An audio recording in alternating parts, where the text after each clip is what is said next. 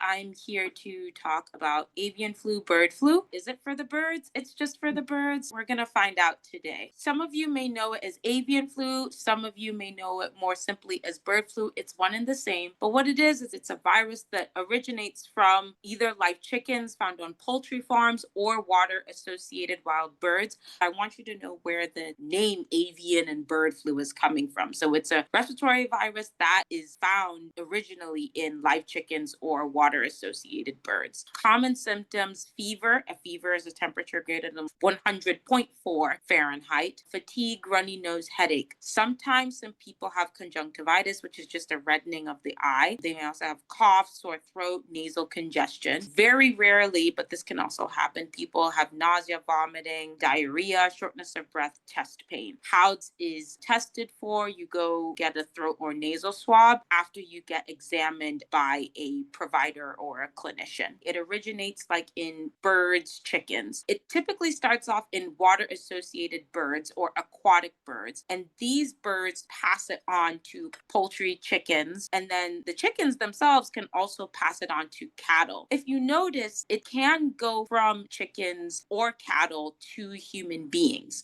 How that happens is that the human must be in direct contact with either the chicken or the cattle. It's not just being physically around them. This is going to be morbid, I apologize, but the bird is either being slaughtered or plucked. And so that significant close contact to the skin of the animal, and then even the leavings or like fluids of those animals, such as blood, urine, stool, mucus. If any human is in contact with that also is what causes the individual to be infected with avian flu, bird flu. And those organisms, so the chicken or the cattle, must be infected with bird flu, obviously, in order to transmit it to somebody else. Now, here's the thing. It can be transmitted from the animal to the human, but it is very rare for human to human transmission. And the reason for that is because the viruses haven't mutated or changed in a way such that humans can spread it to humans. But the virus is in a form now that it can go from the animals, specifically chickens, cattle, or water associated birds, to humans. And the thing is, there are two broad categories of avian flu based on how likely the microbe is to cause disease. That's called pathogenicity, a very fancy word. Again, pathogenicity, that just means how likely the microbe, or in this case, the virus, can cause disease. And a lot of people have been hearing about H5N1. That's the strain of avian flu that's most concerning right now. And that's the one with a very high pathogenicity, meaning that it has a very high chance of causing disease. And just to simplify it even more, H5N1 is actually a type of influenza A. But as I keep saying, it's not the same type of influenza humans transmit to other humans. This is a different influenza A that is transmitted from the chickens or cattle to humans. The high-risk individuals in this case are poultry or dairy farmers that are in direct contact with said animals. I spoke about avian flu, but I also wanted to remind us of the human flu that is transmitted from human to human, because as you probably could tell, there's a bit of an overlap, not just like in calling both of them the flu, but also in terms of symptoms. So also with human influenza A virus, or influenza B, influenza C, even influenza D, there is fever, fatigue, cough, muscle aches. Sometimes there's even like the headache, diarrhea, sore throat, runny nose, and congestion. And then very rarely do you get sneezing, shortness of breath, chest pain. And as you can see, similarly to avian flu, bird flu, you go to a clinician for a medical examination and it's diagnosed via throat or nasal swab. I wanted to talk about transmission again with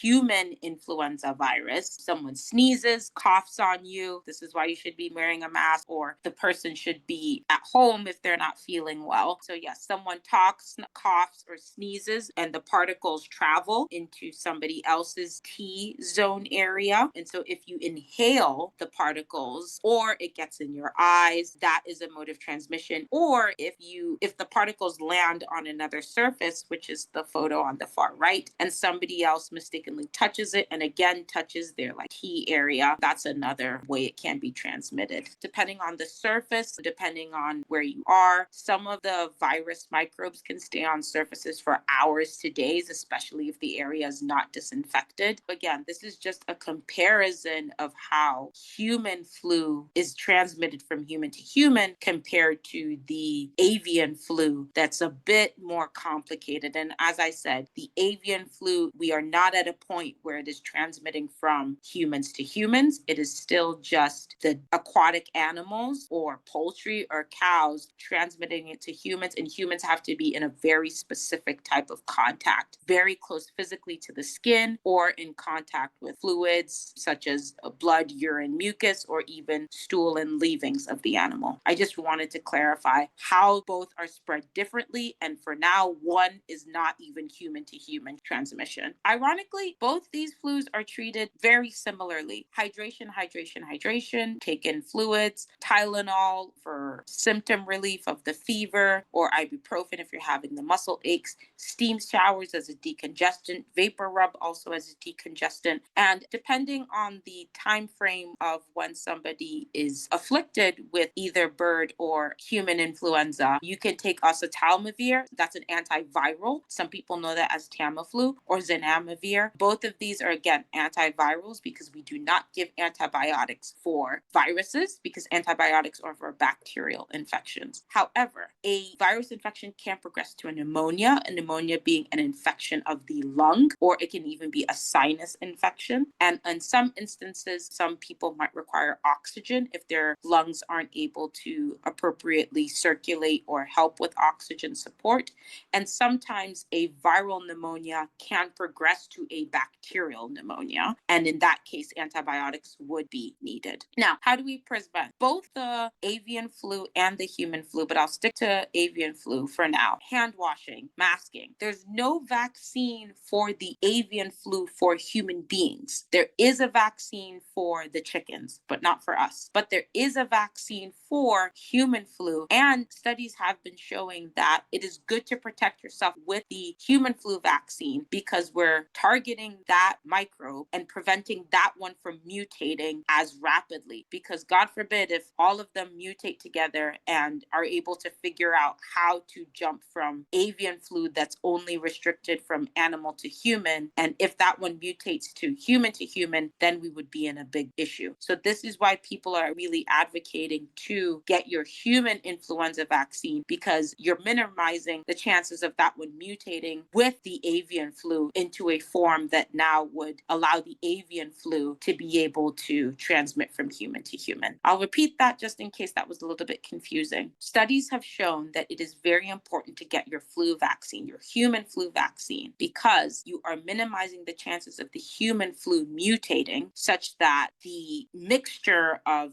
human flu virus with avian flu virus, so that the avian flu virus doesn't have the chance to be able to transmit from human to human, because right now the avian flu virus only transmits from animals to humans. It's very important to get your flu vaccine and also wash your hands and mask. Just for the avian flu, additional measures you can take to prevent getting avian flu, bird flu is avoid contact with dead or live wild birds, farm cows, even while you're traveling. New York, we're used to all these pigeons. Thankfully, the pigeons don't get bird flu. If you are someone who has to operate on a farm or be by other animals, appropriate animal handling is important. And then cook your eggs and meat fully and abstain from drinking raw or unpasteurized milk. Please do not drink raw or unpasteurized milk because that can also predispose you to bird flu, avian flu. So how worried should we be about bird flu? I would say compared to regular flu and COVID, definitely not as much.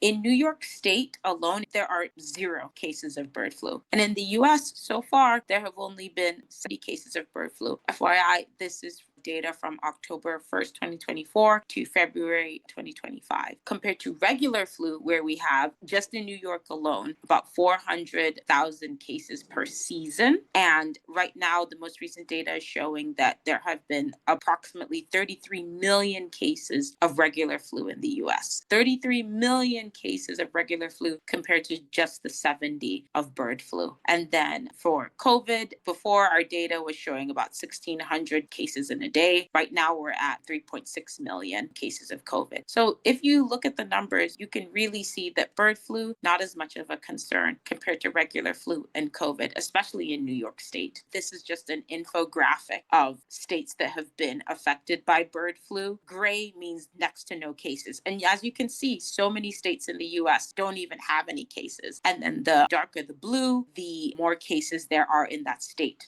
So you can see Washington, California are the ones that are more so affected than any other state in the region. Those are the areas that are more affected. And you can see us East Coast folks were pretty lucky here. Bird flu, lower concern. Regular flu and COVID, definitely more concern, especially given the comparison to the numbers on the left. This is a good recap. Again, our point is to answer our burning questions. What is bird flu? It's a flu that has mainly spread between birds. Humans can get it too, but rarely, and it takes specific situations and context, which I said before is plucking or slaughtering the bird, being so close in contact to the skin. Also, if you're in contact with like blood, mucus, leavings, urine of an infected animal. Who is getting bird flu? Mostly farmers, because they're the ones who are around the poultry, chickens, and cows that have been infected by others. And then how do we prevent bird flu? Avoid contact with birds, hand washing, cook your food, no raw milk, folks, and get your human influenza vaccine. And overall, how concerned should we be? I would say pretty low, especially in New York State, where we don't even have a case. This is kind of what I was getting to earlier in terms of the different types of influenzas and how they mutate. This picture graph is focusing on influenza in humans. There are 4 different types of influenzas, but the most commons are A, B, C. The ones that infect humans the most virulently or most severe disease or have the issue to spread is influenza A. And you can see that typically flu season peaks between December and January. We're getting towards the tail end now that we're in February going into March, but flu season is still very much around since it lasts from August to April. And so the flu vaccine, human flu vaccine, targets the most common strains change every single year. So this is why we need a new vaccine annually. And CDC folks, they're the ones who are monitoring the changes in the strain and create the vaccine for the best season. But it's so important to get your vaccine because these viruses are super smart and mutate and change and try and evade the vaccine every year. This is why folks are studying it and being able to target how to change the vaccine and update the vaccine every year. The more people who get the vaccine, the less likely the flu is going to spread to others. Those who are most risk are folks who are less than 5 years old, greater than 65, pregnant people, or those with like chronic lung disease or even heart conditions. And so it's just super important to get your vaccines, not just your flu vaccine, but also your COVID vaccines. And neither the COVID vaccine nor the flu vaccine guarantees 100% prevention. But if you are the one that gets the vaccine and you get either flu or COVID, you are at much less risk of having severe disease and hospitalization. And that's why it's also important to get the vaccines, not just protection for yourself, also protection for others. And if you do get either the flu or the COVID diseases, if you have your vaccine, you're much less likely to go to the hospital with severe illness, and you might not even be hospitalized at all. So don't just protect yourself, protect others. Please ask your physician, your clinician, your NP, your PA about flu symptoms, testing, and vaccines, because all those are very important. Continuous reminder, the COVID vaccines, the new 2024 booster is available, especially for folks greater than 6 months old. And depending on your health status, your age, and your vaccine type, that determines how many doses you get. We have the Moderna and Pfizer options. As I said before, your flu shots are also available. And then for respiratory syncytial virus, that's RSV. That's just another type of like respiratory virus. If you're over 60, there's one shot for you. And then there's also the pneumonia vaccine available. There's a separate one for high risk individuals. Again, those are folks with like lung disease, immunocompromised if they have cancer, cancers, certain blood clot or autoimmune disorders. Some people with lupus, rheumatoid arthritis, they may have to get the pneumonia vaccine as well. And then there's another separate pneumonia vaccine for any adult greater than 65. On the right side were another listing of the high-risk individuals, pregnant folks, another immunocompromised person with HIV, people with significant diabetes or heart disease as well. Definitely never want to discount those who are unfortunately suffering from long COVID. These are folks who have been treated for COVID or had COVID in terms of hospitalization and short-term course, but some folks are still having coughing or breathing problems, loss of smell, change of taste, body aches, headaches, chest pain, stomach pain, trouble sleeping, brain fog, fever, fatigue, and mood changes, despite not being in a hospital or having other symptoms. And so, unfortunately, though there's no test for long COVID, we really do encourage folks to talk to their clinicians because there are long COVID clinics and there are spaces in the community to best support you. Those who are most at risk are those who did not receive the COVID vaccine or even experienced severe COVID that necessitated significant hospitalization. And even some of those folks may have had other health conditions, as I said, immunocompromised status, significant heart disease, significant lung disease. The long COVID sufferers are unfortunately still suffering. This is my shameless plug. If you are in need of a physician or in need of any clinical support, your healthcare needs, I am here at Settlement Health Clinic. That's located on 106th in between 2nd and 3rd Avenue. And that's our phone number. That is my card on the right. We're all willing to support and help you. Those are my references. There are many reasons to get vaccinated against the flu, but that one that you were saying about to stop the mutating of the bird flu into something that can be passed between humans. I hadn't known that that was part of what you're preventing in getting your flu shot, so that makes me really glad that I did. Think of it as human influenza A meeting avian influenza A at a bar. They're both sharing their drinks. They're both enjoying it. They're both having fun. They'll swap tips with each other about, hey, this is how to embed and infect person. Hey, this is how to embed and infect somebody else. So you're preventing them from going to the bar to meet by yourself getting your own human influenza vaccine. I hope that analogy was also helpful. I like that. Don't be a bar for the flu viruses of any kind. Exactly. Yeah. Don't be the bar. Exactly. Don't be the bar. And that's what your vaccine helps prevent. Sometimes you might end up being the bar even if you got the vaccine, but they won't stay for as long. Or they won't be as boisterous. It will be a bad bar that you never go back to. There's our extended metaphor for the day. Can you still buy like chicken, other kinds of meat? If you're cooking them well, is that still safe? Yes, it is still safe. And this is why your meat should be well cooked. I know some people like medium rare or stuff like that, but that's a different story for a different time. But in terms of your meats for now, we got to have them well cooked, y'all.